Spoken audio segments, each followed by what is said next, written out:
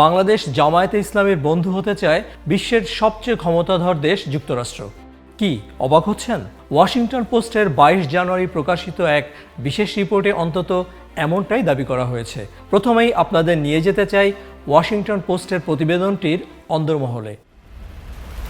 ঢাকায় মার্কিন দূতাবাসে কয়েকজন নারী সাংবাদিকের সঙ্গে একজন কূটনীতিকের বৈঠকের কথোপকথনের ফাঁস হওয়া অডিও রেকর্ড ওয়াশিংটন পোস্টের দিল্লি ব্যুরো প্রধান প্রাংশু ভার্মার দীর্ঘ প্রতিবেদনের মূল খোরাক। পত্রিকাটি তাদের লেখার শিরোনাম করেছে, একসময় নিষিদ্ধ থাকা দল জামায়াতে ইসলামীর সঙ্গে বন্ধুত্ব করতে চায় যুক্তরাষ্ট্র। ভারতকে চাপে রাখতেই দেশটির এই কৌশল বলে মনে করছে ওয়াশিংটন পোস্ট। তারা বলছে, 12 ফেব্রুয়ারি নির্বাচনে বাংলাদেশের সবচেয়ে বড় ইসলামপন্থী দলটি ইতিহাসের সেরা ফল করতে যাচ্ছে। এমন প্রেক্ষাপটে মার্কিন কূটনীতিকরা দলটির সঙ্গে যোগাযোগ বৃদ্ধিতে আগ্রহী। 5 আগস্ট শেখ হাসিনার পতনের পর পরিবর্তিত রাজনৈতিক প্রেক্ষাপটে ইসলামপন্থী দলগুলো বেশ গুরুত্বপূর্ণ হয়ে উঠেছে মার্কিন কূটনীতিকদের কাছে। 1 ডিসেম্বরের ওই বৈঠকে মার্কিন কূটনীতিক নারী সাংবাদিকদের বলেন, আমরা চাই তারা আমাদের বন্ধু হোক। এমনকি তিনি সাংবাদিকদের কাছে জানতে চান, জামায়াতে ইসলামীর ছাত্র সংগঠন ইসলামী ছাত্র শিবিরের নেতারা বিশেষ করে বিভিন্ন বিশ্ববিদ্যালয়ে ছাত্র সংসদ নির্বাচনে বিজয়ীদের সঙ্গে তারা কথা বলতে পারেন কিনা, কিংবা ডাকলে তাদের শোতে আসবেন কিনা। নিরাপত্তা বিবেচনায় ওয়াশিংটন পোস্ট ওই কূটনীতিকের নাম প্রকাশ করে নাই। জামায়াত ক্ষমতায় গেলে শরিয়া আইন কার্যকর করবে সাংবাদিকদের এমন শঙ্কা নাকচ করে ওই কূটনীতিক বলেন, এমন কিছু হলে পরদিনই যুক্তরাষ্ট্র তাদের ওপর 100% শুল্ক আরোপ করবে। এ বিষয়ে ঢাকাস্থ মার্কিন দূতাবাসের মুখপাত্র মনিকা সাই ওয়াশিংটন পোস্টকে বলেছেন, ডিসেম্বর মাসের ওই বৈঠকটি দূতাবাস কর্মকর্তাদের সঙ্গে স্থানীয় সাংবাদিকদের নিয়মিত অফ দ্য রেকর্ড আলোচনা। তিনি বলেন, সেখানে আরও রাজনৈতিক দলের কথা আসে। আর সবচেয়ে বড় কথা হলো, যুক্তরাষ্ট্র কোনো একটি দলকে বিশেষ অগ্রাধিকার দেয় না, বরং ভোটে নির্বাচিত যে কোনো দলের সঙ্গে কাজ করবে তার সরকার। বিষয়টির সুদূরপ্রসারী প্রভাব নিয়ে জানতে ওয়াশিংটন পোস্ট আটলান্টিক কাউন্সিলের দক্ষিণ এশিয়া বিষয়ক জ্যেষ্ঠ ফেলো মাইকেল কুগেলম্যানের সঙ্গে কথা বলেছে। তার মতে, ভূ রাজনৈতিক বেশ কিছু কারণে ভারতের সঙ্গে যুক্তরাষ্ট্রের সম্পর্ক তলানিতে। বাংলাদেশ নিয়ে ভারতের বড় ভয়ের জায়গা জামায়াতের উত্থান, কারণ দলটি পাকিস্তানের সঙ্গে ঘনিষ্ঠ এবং এটা আঞ্চলিক নিরাপত্তার জন্য হুমকি। অবশ্য ঢাকায় মার্কিন দূতাবাসের মুখপাত্র মনিকা সাই তার বিবৃতিতে বলেছেন, বাংলাদেশের নির্বাচন যুক্তরাষ্ট্র ভারত সম্পর্কে উল্লেখযোগ্য কোনো প্রভাব ফেলবে না। ঢাকা দিল্লি সম্পর্ক নিজ নিজ ভিত্তির ওপর দাঁড়িয়ে আছে।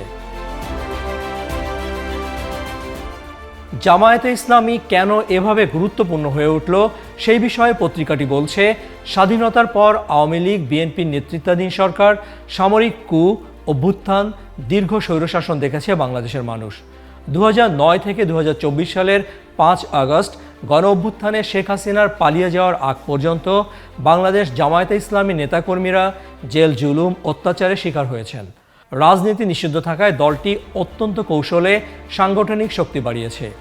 দলটির একজন মুখপাত্র মোহাম্মদ রহমানের বরাত দিয়ে পত্রিকাটি বলছে, নারীদের কর্মঘণ্টা কমানোর বিষয়টি এখনও প্রাথমিক পর্যায়ের আলোচনায় আছে, তবে শরিয়া আইন বাস্তবায়নে কোনো পরিকল্পনা নাই। বার্তা সংস্থা রয়টার্সের সঙ্গে এ মাসে জামায়াতের আমির ডাক্তার শফিকুর রহমানের এক সাক্ষাৎকারের চুম্বক অংশ উল্লেখ আছে রিপোর্টে, যেখানে তিনি বলেছেন, দলগুলো এক হলে আমরা একসঙ্গে সরকার চালাবো। 2001 থেকে 2006 সময়কালে 4 দলীয় জোটে বিএনপি নেতৃত্বাধীন সরকারের অন্যতম শরিক ছিল বাংলাদেশ জামায়াতে ইসলামী। সে সময় মতিউর রহমান নিজামী এবং আলী আহসান মুজাহিদ গুরুত্বপূর্ণ 2 মন্ত্রণালয়ের দায়িত্ব ছিলেন। শেখ হাসিনার পতনের পর এ পর্যন্ত জামায়াতে ইসলামী শীর্ষ নেতারা ঢাকা এবং যুক্তরাষ্ট্রে মার্কিন কর্মকর্তাদের সঙ্গে একাধিক বৈঠক করেছে বলে ওয়াশিংটন পোস্টকে জানিয়েছেন দলটির মুখপাত্র মোহাম্মদ রহমান। এমনকি গত আগস্টে ভারতের একজন জ্যেষ্ঠ কূটনীতিক জামায়াতের আমিরের সঙ্গে দেখা করেছেন। 1 ডিসেম্বরে মার্কিন দূতাবাসের নারী সাংবাদিকদের বৈঠকে ওই কূটনীতিক জানান, জামায়াতে ইসলামীর পাশাপাশি হেফাজতে ইসলাম সহ অন্য ধর্মভিত্তিক দলগুলোর সঙ্গে যোগাযোগের কথা ভাবছেন তারা।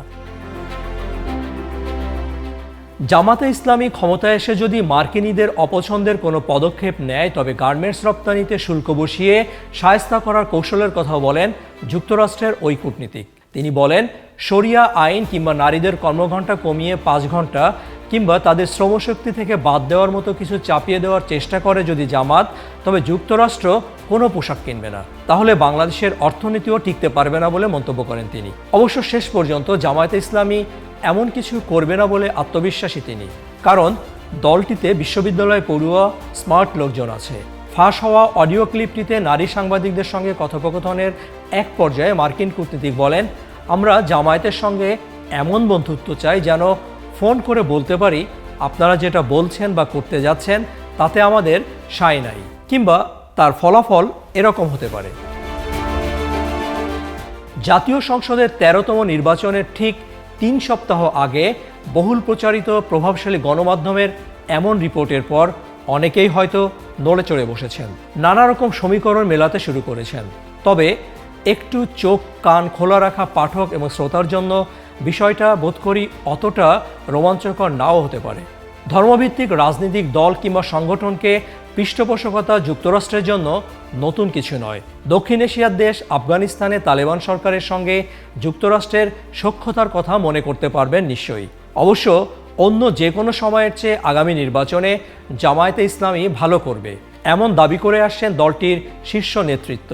এটা নিয়ে কোনো সন্দেহের অবকাশও থাকার কথা নয়। পশ্চিমা কয়েকটি দেশ, বিশেষ করে মার্কিন যুক্তরাষ্ট্র যে এবার জামায়াতে ইসলামীকে নির্বাচনে খুবই গুরুত্বপূর্ণ ভাবছে, তা বাংলাদেশের কয়েকজন অর্থনীতিবিদের সঙ্গে দেশটির কূটনীতিকদের মধ্যাহ্ন কিংবা নৈশভোজ সভার আলাপ থেকে আমিও জেনেছি।